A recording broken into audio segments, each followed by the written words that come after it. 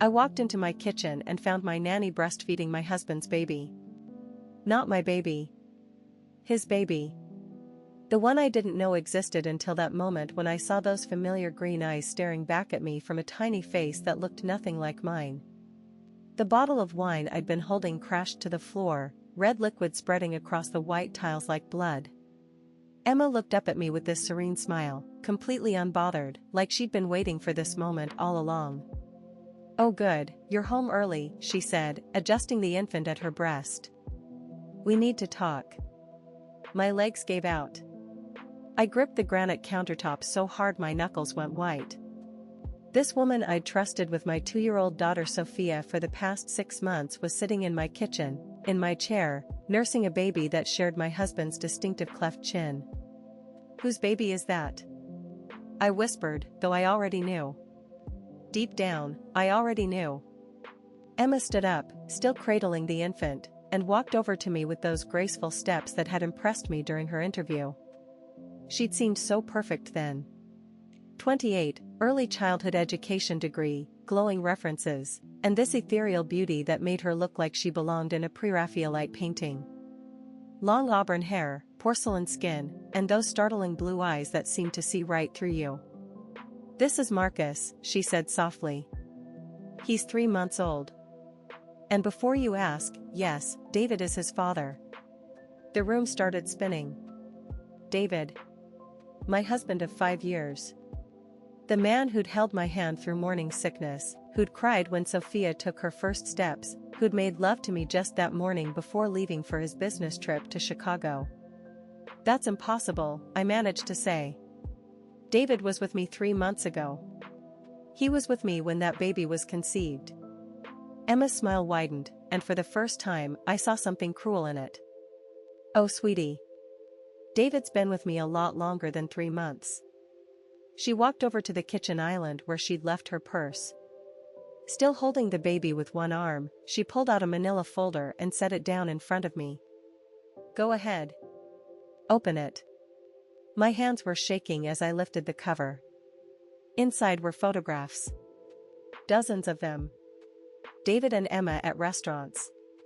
David and Emma at the beach. David and Emma in what looked like a hotel room, his arms wrapped around her pregnant belly. But it was the dates that made my blood turn to ice. Some of these photos were from last year. Some from 2 years ago. The beach photo was dated 3 years ago, 2 years into my marriage with David. "I don't understand," I whispered. "My name isn't Emma Richardson," she said, settling back into my chair like she owned the place. "It's Emma Martinez." Well, it was Emma Martinez.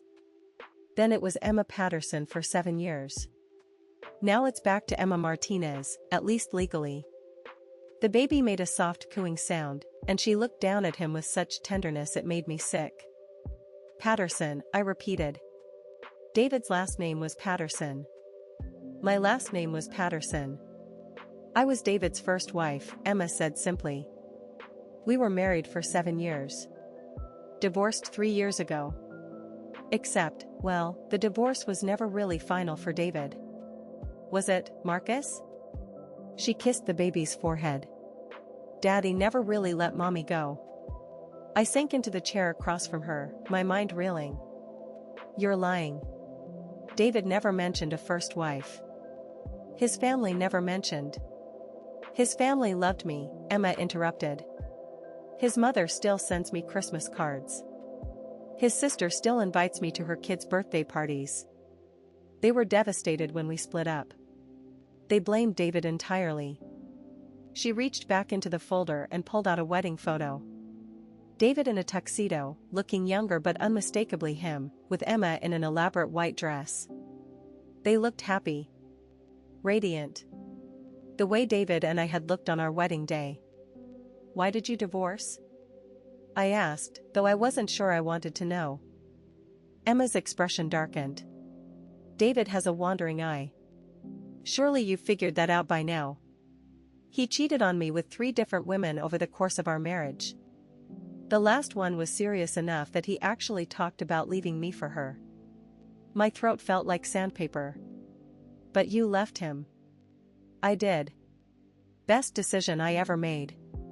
Got my own place, started dating other people, began to remember who I was before David Patterson consumed my entire identity. She paused to burp the baby. But David didn't handle the independence well. He started showing up at my apartment. Calling constantly. Sending flowers to my work. Classic stalker behavior. So how did you end up? I gestured vaguely at everything. How did I end up back in his bed? Emma laughed, but there was no humor in it. David can be very persuasive when he wants something. And very persistent. He convinced me that he'd changed, that losing me had made him realize what he really wanted. We started sleeping together again about 18 months ago. 18 months ago. I was pregnant with Sophia 18 months ago. The whole time I was pregnant, I said slowly, he was sleeping with you. Not the whole time, Emma corrected. Just the first few months. And then again when Sophia was about 6 months old. And then pretty regularly after that. She shrugged. David compartmentalizes very well. I felt like I was going to be sick. Why are you telling me this? Why are you here? Emma stood up and walked over to the window, swaying slightly to keep the baby calm. She looked out at the backyard where David had built Sophia a swing set just last month. Because I'm tired of being the secret, she said finally. I'm 32 years old. I have a 3-month-old son whose father refuses to acknowledge his existence publicly. David wants to keep playing house with you while keeping me on the side as his dirty little secret. She turned back to me, and I saw something fierce in her expression. I want my life back. I want my son to have a father who isn't ashamed of him. And I want David to face consequences for once in his pathetic life. So you applied to be my nanny. It took me 2 months to get all my references in order. I had to actually complete a childcare course and get certified. Did you know David listed me as an emergency contact for Sophia's daycare? She smiled at my shocked expression. Oh yes. He's been planning contingencies for a while now. My phone buzzed on the counter. A text from David, flight delayed. Won't be home until tomorrow night. Miss you.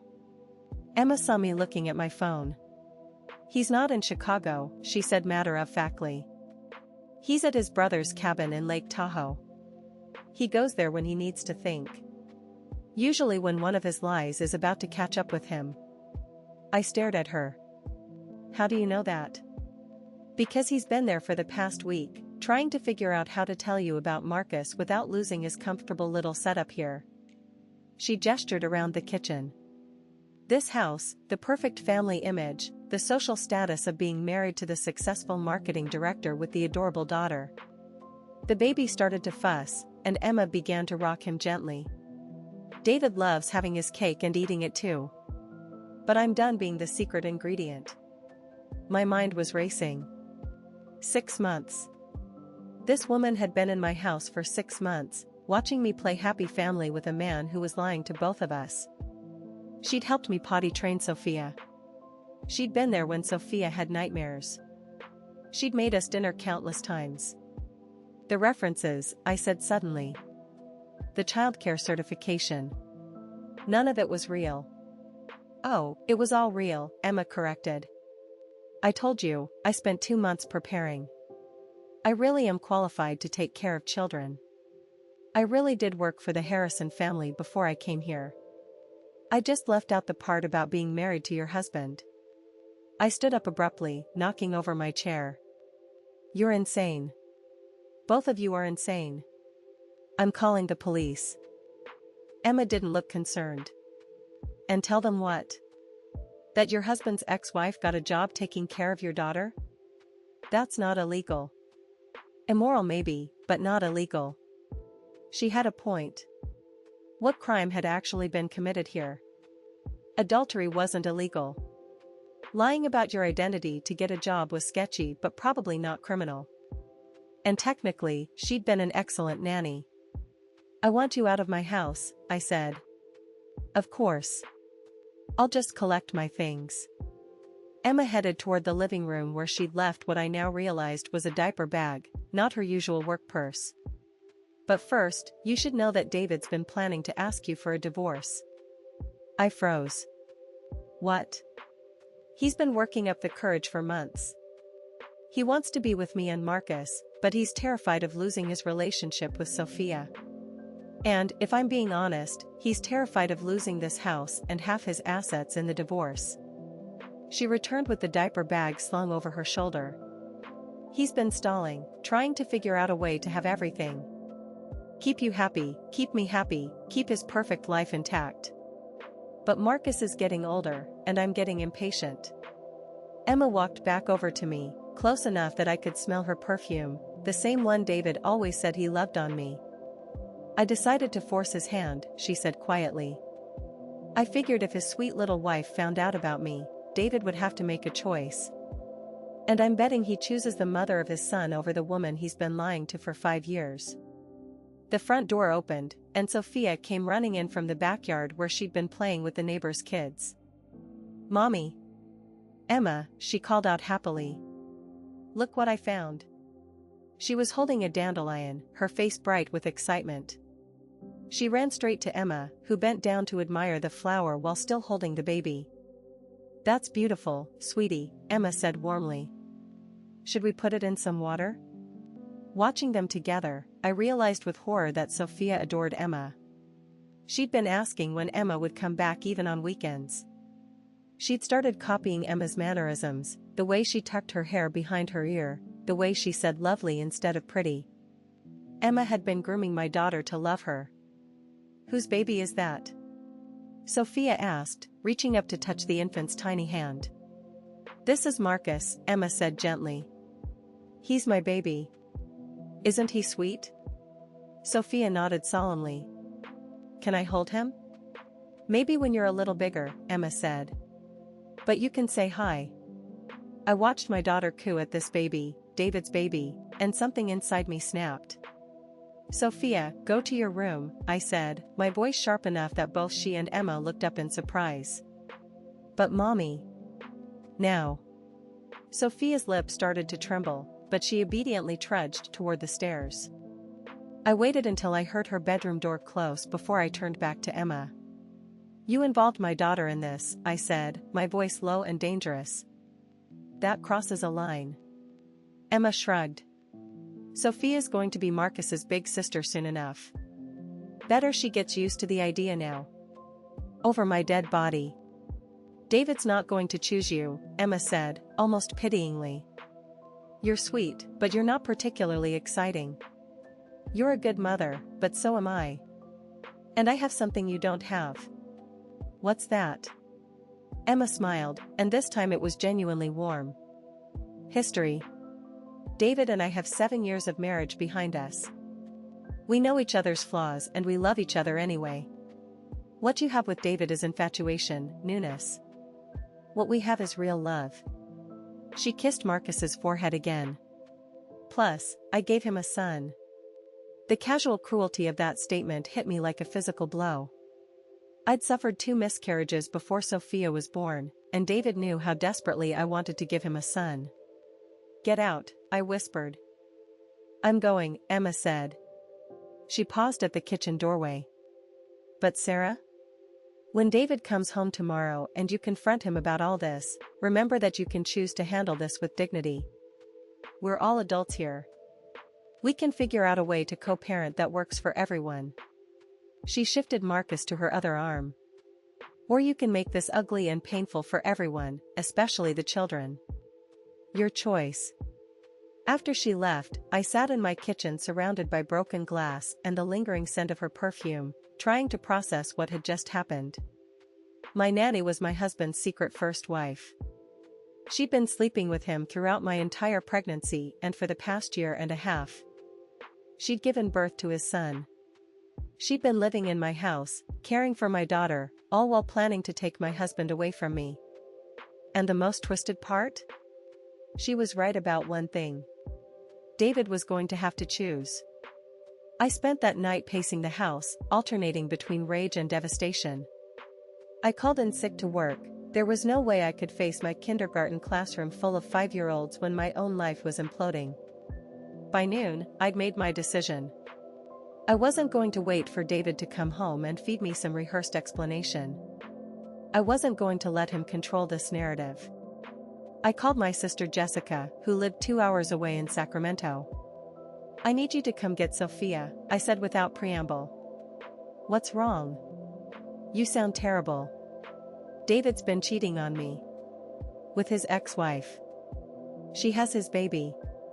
The words tumbled out in a rush. Jessica was quiet for a long moment. "I'll be there in 2 hours." While I waited for Jessica, I started gathering evidence. I went through David's home office, looking for anything that might support Emma's story. In his desk drawer, underneath some old tax documents, I found a manila folder labeled EM. Inside were credit card statements showing regular payments to someone named Emma Martinez. Hundreds of dollars a month for the past 2 years. Hotel receipts. Restaurant receipts. And at the bottom of the pile, a copy of a lease agreement for an apartment across town, signed by both David Patterson and Emma Martinez. He'd been paying for her apartment. For 2 years. My hands were shaking as I photographed every document with my phone. Next, I went through his closet. In a shoebox behind his winter coats, I found more photographs. Emma pregnant, David's hand on her belly. Emma in a hospital bed holding a newborn baby, David beside her looking like the proudest father in the world. The timestamp on that photo was 3 months ago, the same week he'd told me he was going to a marketing conference in Portland. He hadn't been at a conference. He'd been at the hospital, watching his son being born. I felt like I was living in an alternate reality. This man who'd made love to me, who'd helped me decorate the nursery for our daughter, who'd held me when I cried about the miscarriages, he'd been living an entire separate life. When Jessica arrived, she took one look at my face and pulled me into a hug. "Oh honey," she said softly. "I'm so sorry." I'd called her from hospital payphones when I was 16 and getting my stomach pumped after too much vodka at a party. I'd called her sobbing when my college boyfriend cheated on me with my roommate. I'd called her panicking when I thought I was having a miscarriage with Sophia. But I'd never felt as broken as I did in that moment. How did I not know? I asked her. How did I live with him for 5 years and not know he was capable of this? Jessica helped me pack a bag for Sophia, who was confused but excited about an unexpected sleepover with her aunt. "Mommy, when will you come get me?" Sophia asked as Jessica buckled her into the car seat. "Soon, baby," I said, kissing her forehead. "Mommy just needs to handle some grown-up things first." After they left, I sat in my empty house and tried to figure out what to do next. I could call David and confront him over the phone. I could pack my bags and disappear, force him to come home to an empty house. I could hire a lawyer and start divorce proceedings immediately. Or I could wait for him to come home and give him enough rope to hang himself with. I chose option 4. That evening, I called David. "Hey babe," he answered, and I could hear the forced cheerfulness in his voice. "How was your day?" "Fine," I said, keeping my voice neutral. "Sophia's at Jessica's for the night. I thought we could have some alone time when you get home tomorrow." "That sounds perfect," he said, and I could practically hear his relief that I wasn't asking difficult questions. "I missed you." "I missed you too," I lied. "How's Chicago?" There was the slightest pause. "Cold. Windy. You know how it is." "Yeah," I said. "I know exactly how it is." After I hung up, I spent the evening preparing. I printed out copies of all the evidence I'd found. I researched divorce lawyers in town. I opened a separate bank account and transferred half of our savings into it. And then I called Emma. She answered on the second ring, as if she'd been waiting for my call. "Hello, Sarah. I want to make a deal," I said. "I'm listening." "You want David to choose you?" "Fine. But I want to make sure he loses everything else in the process." There was a long silence. "Go on." "I know about the apartment. I know he's been financially supporting you for 2 years. I have evidence of all of it. I took a deep breath. I want you to help me destroy him. Why would I do that? I love David. Because he's never going to marry you again, I said bluntly. Think about it, Emma. If he was willing to leave me for you, he would have done it already. He's had 2 years and a baby to motivate him, and he still hasn't left. I could hear Marcus crying in the background. David likes having options, I continued. He likes having you as his mistress and me as his respectable wife. He's never going to give up that arrangement voluntarily. So what are you proposing? We force his hand. Publicly. Make it impossible for him to choose both of us. Emma was quiet for a long moment. What did you have in mind? David works in marketing. His whole career is built on his reputation, his image as a reliable family man. What if that image was completely destroyed? You want to ruin his career? I want him to face consequences for his actions. For once in his life, I want David Patterson to lose something that matters to him. Another pause. What do you need from me? Everything. Text messages, emails, photos, voicemails. Any evidence you have of your relationship. And I want you to be willing to go public with it. Public how? I smiled, though she couldn't see it. David's company is having their annual awards dinner next Friday. All the big clients will be there, plus his boss and everyone from the regional office. He's supposed to be receiving some kind of achievement award. You want me to show up? I want us both to show up. Together. With Marcus. Emma laughed, and for the first time, I heard genuine amusement in it. You know what? I like this version of you better than the sweet little wife act. Is that a yes? That's a yes. But I want something in return. What? I want you to make sure David doesn't get to be the victim in this story. When this all comes out, I don't want him spinning it like he was torn between 2 women he loved. I want everyone to know exactly who David Patterson really is. Done. After I hung up, I felt something I hadn't felt in months, powerful. David came home Friday evening looking tanned and relaxed. He'd actually been in Lake Tahoe, just like Emma said. I could see it in the specific way his skin had bronzed, the faint lines around his eyes from squinting in mountain sunlight. You look good, I said, kissing him hello. Relaxing trip? Very, he said, wrapping his arms around me. I missed this, though. I missed you. He was a good liar. If I didn't know what I knew, I would have believed him completely. The sincerity in his voice, the way he held me just a little too long, the way he asked about Sophia with such genuine paternal concern. How was the conference? I asked. Productive. Lots of new ideas for the Johnson campaign. He launched into a detailed description of marketing strategies for a client I knew he actually was working with. He'd done his homework, crafting a story that would hold up to casual scrutiny. Sounds like it was worth the trip, I said. Definitely. Hey, you know what? I was thinking we should plan a real vacation soon. Just the 3 of us. Maybe that beach house we looked at in Mendocino? I nodded and smiled, playing the role of the loving wife who had no idea her husband had spent the past week deciding whether or not to divorce her. That sounds lovely, I said. Should we talk about it at dinner on Friday? David's face went blank. Friday? The awards dinner? For your Regional Achievement Award? I kept my voice light and innocent. You asked me to mark it on the calendar months ago. Right, he said quickly. Of course. Yes, Friday will be perfect. He'd forgotten about the awards dinner. In all his planning and scheming with Emma, he'd completely forgotten that he was supposed to receive public recognition for being the company's top account manager. This was going to be even better than I'd hoped. The next few days passed normally on the surface. David went to work, came home at reasonable hours, played with Sophia, made love to me with the same passion he always had. If I hadn't known better, I would have thought we were the perfect family. But I caught him checking his phone constantly. I noticed him taking calls in the garage or going for walks around the block when his phone rang.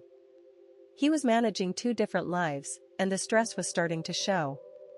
On Thursday night, he told me he might be a little late to the awards dinner. "I have a client crisis brewing," he said. "Might have to handle some calls right up until the last minute." "That's fine," I said. "I can meet you there."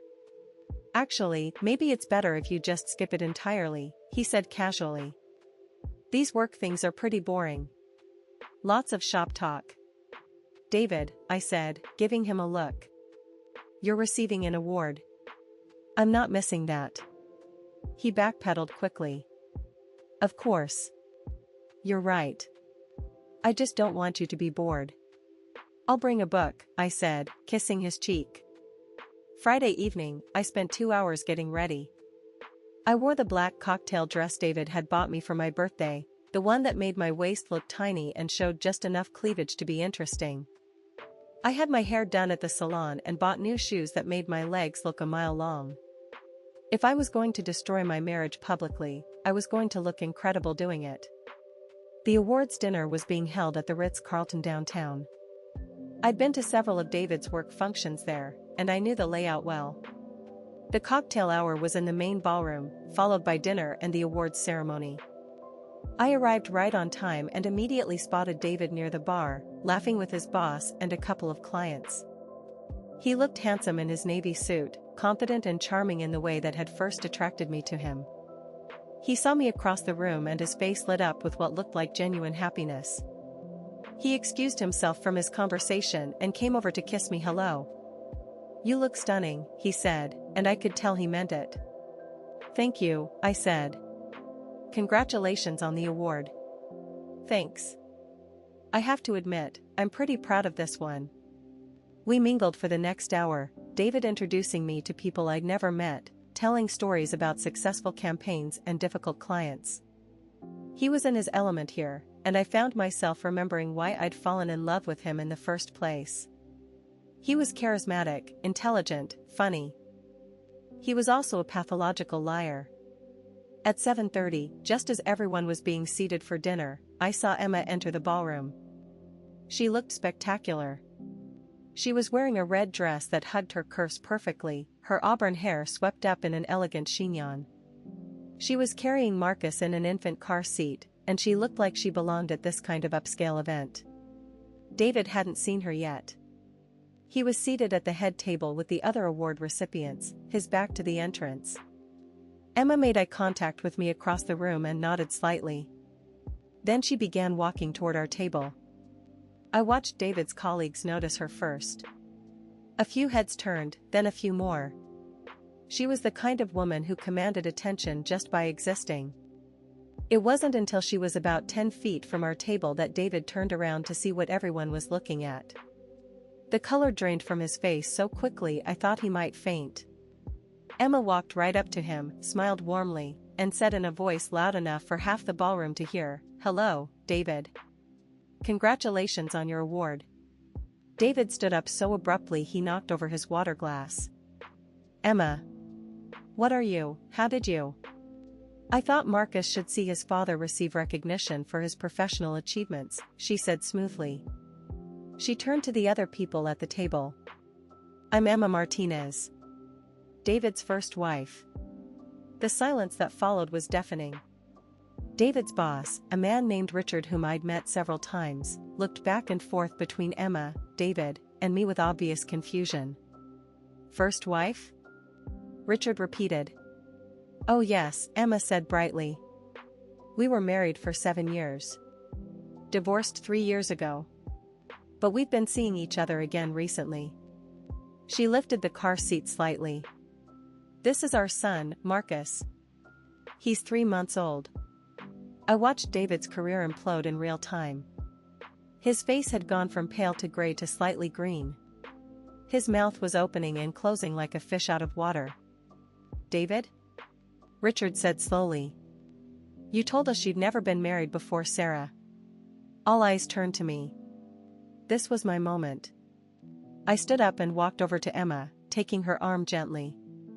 Emma's been our nanny for the past 6 months, I said clearly, my voice carrying across the silent ballroom.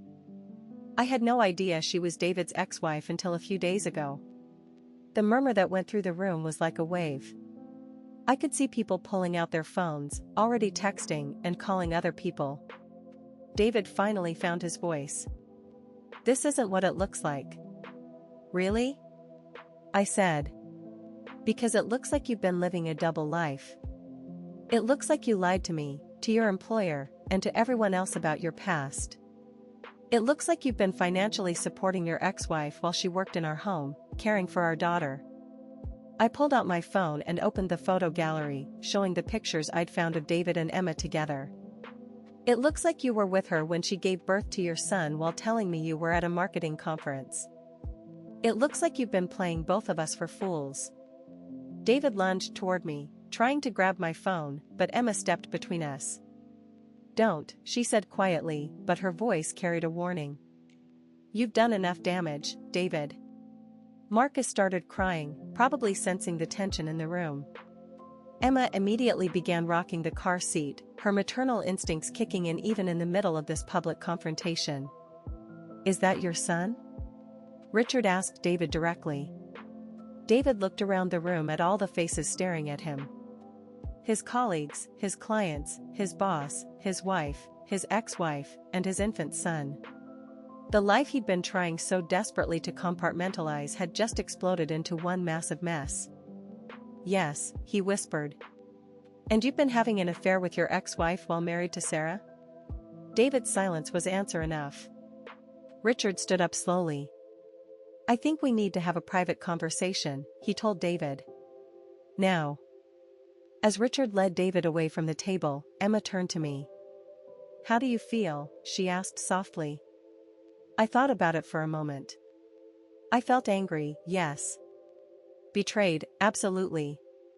Hurt beyond measure. But I also felt something else, free. I feel like I can finally stop pretending, I said. Emma nodded. Me too. The awards ceremony continued without David. Richard announced that David Patterson was unable to receive his award this evening due to personal circumstances. Everyone in the room knew exactly what that meant. Emma and I left together, walking through the hotel lobby side by side like old friends instead of the two women whose lives had been destroyed by the same man. What happens now? I asked as we waited for the valet to bring our cars. Now David has to live with the consequences, Emma said. His career is probably over. His reputation is definitely over.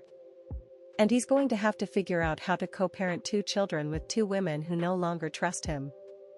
Marcus had fallen asleep in his car seat, his tiny face peaceful despite the chaos that had just erupted around him. Are you going to be okay? I asked Emma. Financially, I mean. If David loses his job. I'll be fine, she said firmly. I have my own money, my own career. I was supporting myself before David came back into my life, and I can do it again. She paused. What about you? I'll be fine too, I said, and I meant it. Better than fine, actually. The valet brought Emma's car first. As she was putting Marcus's car seat in the back, she turned to me one last time. Sarah? For what it's worth, I'm sorry it happened this way. You didn't deserve what David did to you. Neither did you, I said. But I'm not sorry it's over. Emma smiled, and this time it was genuine. Yeah. Me neither. I drove home to my empty house, Sophia was still at Jessica's, and poured myself a very large glass of wine. Then I sat in my kitchen, the same kitchen where this whole nightmare had started, and began planning my new life. David came home around midnight. I heard his key in the lock, heard him moving around downstairs. I was in bed reading, but I wasn't asleep. He knocked softly on the bedroom door before entering. Sarah? Can we talk? I looked up from my book. He looked terrible. His tie was loosened, his hair was disheveled, and his eyes were red-rimmed. How did it go with your boss? I asked. I'm suspended pending an investigation, he said quietly. They want to make sure I haven't been lying about other things. Clients, expense reports, project timelines. Have you? He sat down heavily in the chair by the window. Some small things. Nothing that hurt anyone. Except your wife. David put his head in his hands. I never meant for it to happen this way. How did you mean for it to happen, David? He was quiet for a long time. When he finally looked up, I saw something I'd never seen in his face before, complete defeat. I don't know, he admitted. I kept thinking I could figure out a way to make everyone happy. Keep you, keep Emma, keep Marcus, keep Sophia. I thought if I just managed things carefully enough. You thought you could have it all. Yeah. I guess I did. I closed my book and looked at him directly. Did you ever love me? Really love me? Or was I just a convenient replacement for Emma? David was quiet for so long I thought he wasn't going to answer. I loved the idea of you, he said finally. You were everything Emma wasn't. Sweet, uncomplicated, easy to please. You made me feel like a good man. The honesty of it was brutal, but I appreciated it more than any lie he could have told. And Emma? Emma is... He struggled for the words. Emma is the great love of my life. I know that sounds terrible to say to you, but it's true. She's the only person who's ever really understood me. The only person who's ever put up with your shit, you mean? David almost smiled at that. Yeah. That too. We sat in silence for a few more minutes. Then David stood up. I'll pack some things, he said. I can stay at my brother's place until we figure out the details. Good, I said. I want you out before Sophia comes home. Sarah? He paused at the bedroom door. I am sorry. I know that doesn't change anything, but I am genuinely sorry for what I put you through. I know you are, I said. But sorry doesn't undo 3 years of lies. After he left, I called Jessica to let her know she could bring Sophia home in the morning. How are you doing? She asked. Better than I expected, I said honestly. It's awful, but at least it's real. I'm tired of living in a fantasy. The divorce proceedings took 8 months. David lost his job, just as Emma had predicted. His reputation in the marketing world was destroyed. He ended up having to take a position with a much smaller firm at half his previous salary. Emma and I developed an unlikely friendship through the process. We had to coordinate custody schedules for our children, and we discovered we actually liked each other when we weren't competing for the same man. She was right about one thing, David never did ask her to marry him again. Once the excitement of the secret affair was gone, once they had to deal with the reality of co-parenting and financial stress and public scandal, their relationship fell apart quickly. Emma moved back to Portland with Marcus 6 months after the awards dinner. She said she needed a fresh start, somewhere David couldn't just show up at her door whenever he felt like playing happy family. David sees both children every other weekend now. He rented a small apartment across town and tries to maintain some kind of relationship with both Sophia and Marcus, but he's not the same confident, charming man he used to be. The consequences of his actions broke something essential in him. I don't feel sorry for him. Sophia adjusted better than I expected. She missed Emma at first, but she understood when I explained that Emma had to move away to take care of her own baby. Kids are remarkably resilient when you tell them the truth in age-appropriate ways. As for me, I went back to school and got my master's degree in education administration. I'm the vice principal at Sophia's elementary school now, and I love my job.